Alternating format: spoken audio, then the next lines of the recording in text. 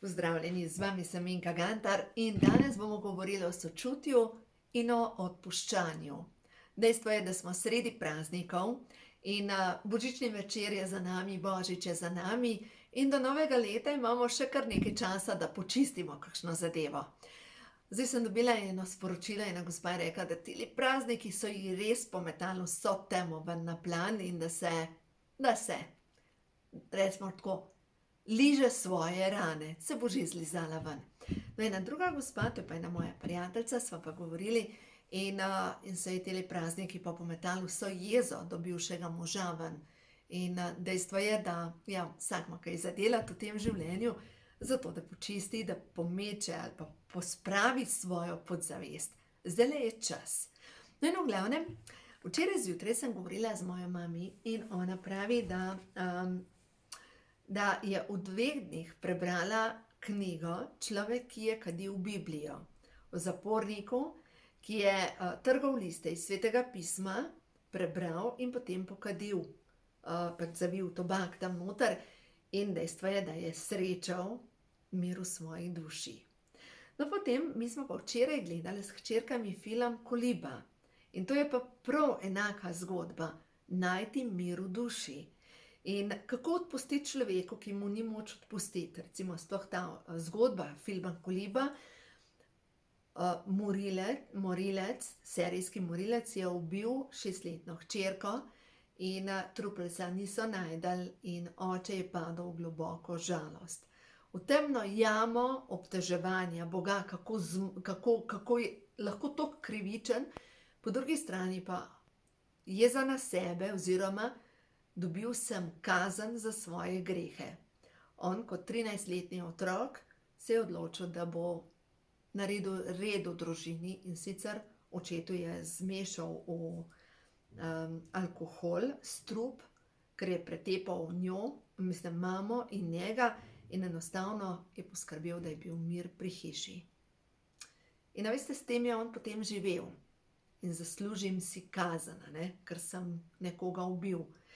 Po drugi strani pa, prav v tej knjigi noter boste najdela pa v filmu, zdaj, ki ga najdete na Netflixu, smo ga mi gledali, dejansko reče Boga, reče, teža greha ali pa tega, kar smo naredili, je dovolj velika kazen.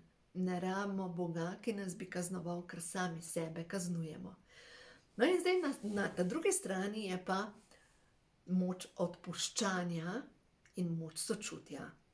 In on je potem srečal svojega očeta in mu je bila dana videti slika, kako je bil njegov oče pretepan in kako ni bil deležen nobene ljubezni in kar česar nimaš, ne moreš dati naprej. Se pravi, tisti v našem življenju, ki so največji rabli do nas, so tisti, ki dejansko niso bili deležni ljubezni. Se pravi, ko damo čez to rano, ki jo nosimo, sočutje, takrat je bolj enostavno odpustiti. No, zdaj, če se vrnem na to zgodbo, človek, ki je kadil Biblijo, ravno tako njegova zgodba, bil je zavržen otrok, pristal je med kriminalci, nekoga je ubil, pristal je v zaporu. In seveda, ravno tako ni doživel ljubezni. In ker ni doživel ljubezni, jo ne moreš dati naprej. In to je dejstvo, ko bomo mi šli nazaj pogledati, tudi pri svojih starših, pri vseh tistih ljudeh, če se bomo pozanimali, ki so nas ranili na nek način, in ko bomo šli čez sočutje, da vidimo, kaj se je njim dogajalo, da so taki, bomo lažje odpustili. In prav zaradi tega, ker tisti, ki je najbolj ranjen, rani druge. Zmerom je tako. Se pravi, ranjen človek zadaja rane naprej, ker opleta okrog sebe tako kot ranjena žival. In sočutje ne pomeni, da opravičujemo dejanja. Absolutno ne. Ampak sočutje pomeni, da lažje razumemo in da lažje sprostimo in spustimo. Samo to. In zato pejte zdajle čez tele praznike, pa poglejte, kaj je tista vaša največja rana. Kaj je tisto, kar vas najbolj boli? Tako kot ta moja prijateljica, ki je razlagala vse kaj se ji dogaja in kako je mož nepošten in tako naprej in tako nazaj. In sem rekla, a pa ne razumeš širše slike, da je čas, da se ti umiriš in ko se boš ti umirila, se bojo stvari začele urejati. Vem, da je preprosto reči, ampak da na tem mislim, da jaz nisem šla čez te korake. Prva sem jaz tista, ki sem delala te korake. Prva. In zato mislim, da sem majčkeno kvalificirana, da o tem govorim, ker ene stvari, kar vas učim, ni, da nisem sama naredila. Ene stvari. Druga stvar, veliko pomoč vam bo, če boste do te osebe, s katero so ostale te energijske niti povezane, če boste ponavljali, naj Kristusova ljubezen do tega človeka napolni moje srce. In da to ponavljate, boste videli, koliko bo pomagalo. Zdaj še ena stvar, kar bo pomagala, res vam priporočam, vzemite, to je pa zdaj knjiga, Ko imajo duše žur, in sicer kako moliti molitev Oče naš.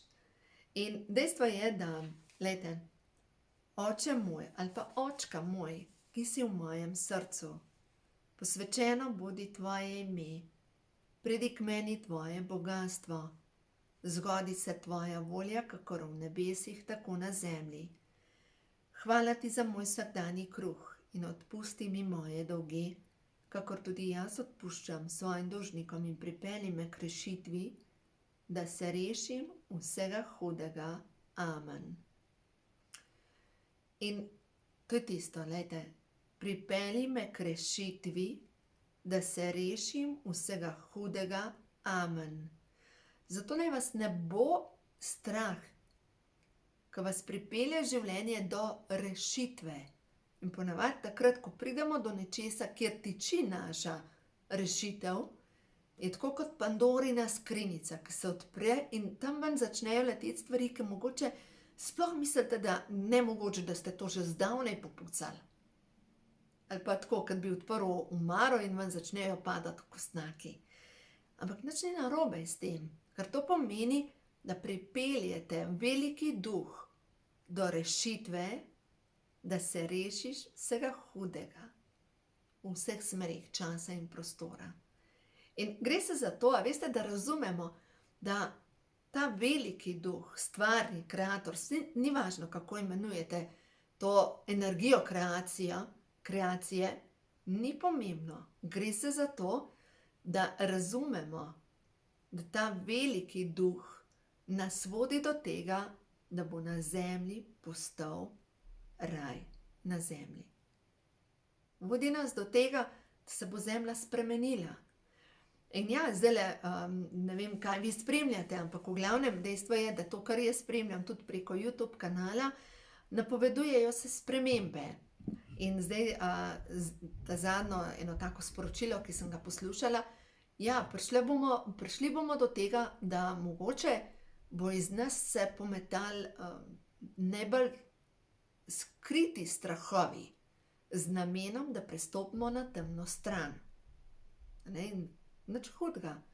Zdaj, lahko bi zdajle ta trenutek bili celi v paniki, kaj bo, če vas je strah sprememb, pomeni, da začnete čistiti podzavest, da začnete izvajati zdravilno molitev dekodiranja, da boste počistili svoje podzavesti, čisto vsak strah, kar se tiče sprememb, kar se tiče varnosti, kar se tiče preživetja, kar se tiče denarja, prvih čakr, to so prve čakre. Prve čakre so povezane s tem, kako jaz gledam na življenje. Posnela bom tudi meditacijo za čiščenje družinskih korenin. Zjutraj mi je dobesedno, sem sama, mi samo skozi mene šlo in bom objavila to meditacijo, zato da greste po prednikih počistiti. To lahko sami naredite, boste videli, čisto preprost je. Prišli boste do svojih starih staršev, do staršev, kaj je to od starih staršev, in boste videli, ko boste prišli toliko daleč, boste del družinske karme tudi počistili. Zato, ker sploh moja generacija čistimo tudi družinsko karmo. Jaz točno vem, kaj je tisto, kar jaz čistim. Veste, kaj je s čistim? Čistim sovraštvo, ki se prenaša iz roda v rod. Čistim to, da sram, ki se prenaša iz roda v rod. Čistim, sem si prav zapisala, darilo imam pustolovskega duha, čistim to, da te je strah, kaj bojo rekli ljudje. To je to, kar jaz čistim. In dejstvo je, da nobena stvar, veste, včasih so rekli tako, mora biti skrito, kaj bojo rekli ljudje, treba imeti neko predstavo za javnost. In dejstvo je, da vsi ljudje ali pa mnogi ljudje se lažje ukvarjajo s sosedi kot pa sami s sabo. In ko začnemo pri sebi pospravljati, čistiti, vidimo, da imamo toliko dela sami s sabo, da nimamo časa se ukvarjati s sosedi. In tisto, kar je najbolj pomembno pri vsem, pa je to, da čez vse te rane, ki jih imamo, da razumemo, da je to v bistvu naše čustveno telo, ki ga je treba zakrpati. In tukaj smo z namenom, da vsak zase poskrbi za to krpanje in boste videli, vredno je, res je vredno. Pojmo danes še, se pravi, kaj je danes Sveti Štefan, na sporočila prehodu na novo dobo, da vidimo. Za vse vas, stare duše, ki ste na iskanju poti svoje svetlobe, svoje veličine, kaj je tisto sporočilo, kar je prav, da ta trenutek slišite?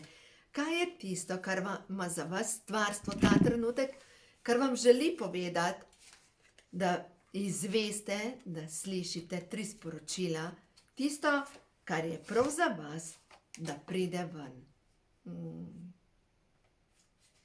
Božanska podpora. Podpirajo te vse svetle sile. Ti si ljubljeni otrok stvarstva. Ti si ljubljeni otrok stvarstva. Tebe ljubi vse stvarstvo. Ne moreš biti nikdar sama. Ne moreš biti nikdar sam. Zato, ker si neskončno ljubljena, enostavno ne moreš biti sama. Vam bom prebrala sporočilo 49. 49 je sporočilo. Prav ta trenutek te podpirajo vse svetle sile. Dovoljuj, da pomoč pride v tvoje življenje preko ljudi, dogodkov in naključij. Ko prosiš za pomoč, jo tudi dobiš. Vesolje in ljudje naj vedo, kaj potrebuješ. Druga karta je prišla. Pozornost.